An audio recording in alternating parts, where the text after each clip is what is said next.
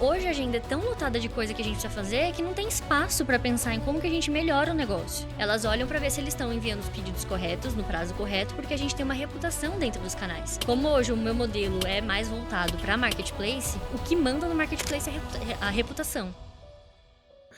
Uma dúvida. Como que o e-commerce próprio consegue fazer essa questão de logística? É possível? Tipo, pô, tem a Geo Store, eu quero jogar num parceiro logístico. Bora. Isso pra mim é um diferencial absurdo. Tava pensando isso agora, eu falei, gente... Porque isso é muita diferença. Mas eu já tinha conversado com o Cris, eu falei assim, cara, eu acho que a logística da Geo a gente precisa mudar. Colocar dentro de um parceiro logístico hoje o pessoal que embala seus pedidos, você não vai precisar mais desse pessoal embalando. Você vai colocar essas pessoas para se dedicar onde precisa dedicar. Eu pensei nisso. Na parte da qualidade, que querendo ou não, essa peça ela tem que ser ainda embalada para ir para lá de alguma maneira. Então, talvez isso, ou para fazer revisão das peças. Ou até, então, dependendo, você consegue dar mais atenção para venda. Para essas estratégias que a gente comentou de tributário. Então, hoje a agenda é tão lotada de coisa que a gente precisa fazer que não tem espaço para pensar em como que a gente melhora o negócio. Por quê? Tá preocupada com a logística, tá preocupada se isso vai certinho, se a qualidade tá boa, com os processos todos. Então, quando a gente coloca no operador, esse peso... Porque é um peso, né? É um processo muito complexo de ser feito. Você coloca numa mão de um parceiro para fazer, você não precisa se preocupar. Hoje, a gente tem... as meninas na empresa que cuidam, né, disso, mas elas são responsáveis para garantir que aquilo tá dando certo. Elas não ficam embalando pedido, não ficam pensando no produto e tal.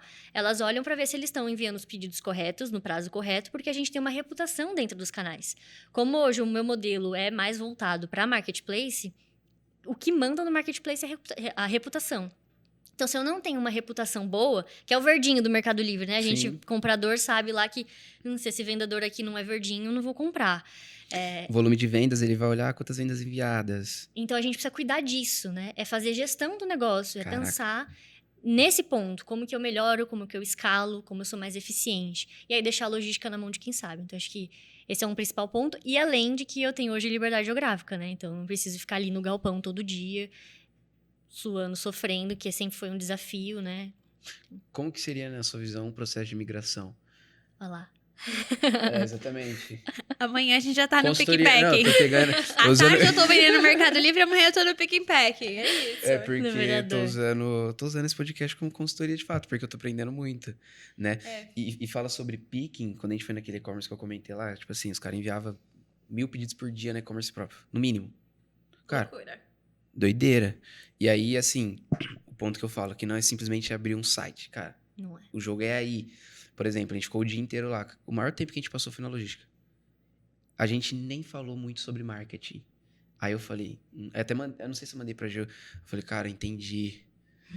Sabe? Porque tem muita gente que acha que assim, não, vou colocar um site no ar, vou abrir a loja no Mercado Livre, já era, vou vender. Entendeu? Mas aí, voltando na pergunta. Como que é esse processo de migração? Né? Tipo, sair de um galpão próprio, de um escritório próprio pra ir pra uma logística. A Fê era própria. Eu vi vídeo dela, ela levava tudo no correio casa. sozinha. Acho que todo empresário passou por isso já, né? Assim, né? É o começo.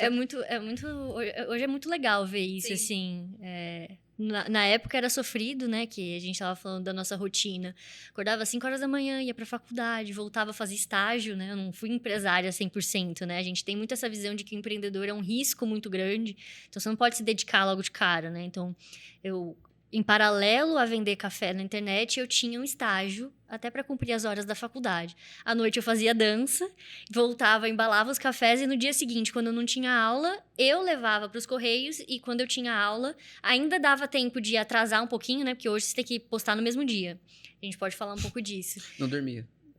Ou então a minha mãe levava. Minha mãe fez muito corre para mim, assim, de levar em correio, em agência. Então, acho que isso não seria possível, assim, se minha mãe não tivesse dado muita força nesse processo, né? Então, a rotina, ela era muito, muito, muito agitada, né? E eu já até esqueci o que a gente estava falando do processo de migração. Mas antes, acho que a gente comentou alguma outra coisa, não? Não, é o que eu falei, justamente que você começava, você embalava. E aí, eu embalava, levava aí evoluí para um galpão próprio. Tipo, foi assim, da água pro vinho. Foi. E aí, a gente tinha, né, o processo logístico próprio, que eu fazia os pedidos, embalava, né, mesmo. Depois a gente começou a ter um time, quando juntou com a Renova Eletro, né, que antes eu tinha minha empresa, e juntei com a empresa do meu pai, que era uma loja física. E aí foi quando eu entendi, putz, eu quero ter liberdade geográfica, como que eu faço isso? E eu fui pro galpão. Esse processo, ele até que é simples, né? O que a gente precisa tomar muito cuidado é que o seu endereço precisa estar no endereço do parceiro logístico. Você precisa ter um endereço fiscal lá. Por quê? Fornecedor não entrega... A maioria dos fornecedores não entregam um endereço diferente do endereço do contrato social. Então, o seu contrato social precisa estar no endereço da logística para você conseguir receber a mercadoria. Então, esse é o mais desafiador, porque não depende de você. Você tem que mandar lá para a junta, fazer todo o processo com o seu contador para fazer alteração de endereço. Endereço está alterado, aí você consegue pensar em uma migração mesmo física, né? E aí entender... Qual que é o dia que eu vou fazer essa migração? Tá tudo combinado e organizado para o meu operador logístico me receber? Tá. Tô com tudo separadinho, encaixotado? Beleza. Quando a gente fala de marketplace, a gente precisa esperar o horário de corte das vendas. Então, vou colocar número para ficar mais fácil. Tudo que vender até meio-dia, eu preciso despachar até as 2 da tarde. Quem me diz isso é o marketplace. Cara, eu acho isso, assim, surreal. É muito... É 2 horas? É 2 horas. Você pode escolher, vezes... tá? Se você quiser aumentar. Quanto menos tempo você deixar nessa janela, melhor. Sim, porque é mais tempo pra venda entrar. Não, e às vezes você vai ter que, por exemplo, se você trabalha com os dois, você tem que jogar na frente. Tipo assim, vai ter a coleta do Mercado Livre. Esquece, vai ter que separar porque os caras vão passar pra buscar, entendeu? E mesmo dentro da... Nossa, a gente vai fazer um balão aqui, assim. Mas não, é beleza. Mesmo dentro do Mercado Livre, a gente tem logísticas diferentes com horários diferentes. Então, no Mercado Livre, a gente tem o Flex. Vocês já viveram a experiência de comprar hoje e receber hoje? Isso é absurdo. É o Flex, famoso Flex.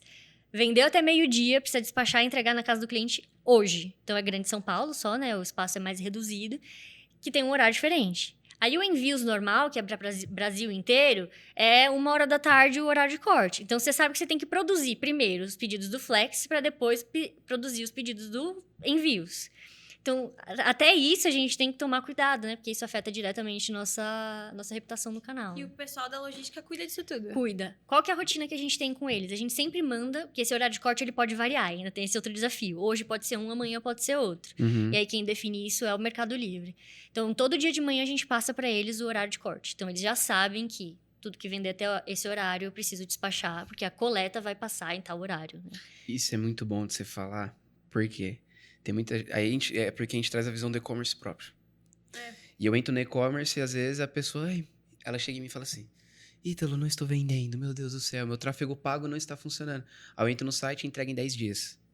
10 dias? Tipo... E aí a pessoa... Aí eu falo o custo disso? Exatamente. Aí eu falo assim pra pessoa... Cara, você conhece um Mercado Livre? Você sabe qual que é o trabalho que eles fazem? Porque as pessoas do e-commerce próprio, elas acham que não competem com o Mercado Livre. Entendeu?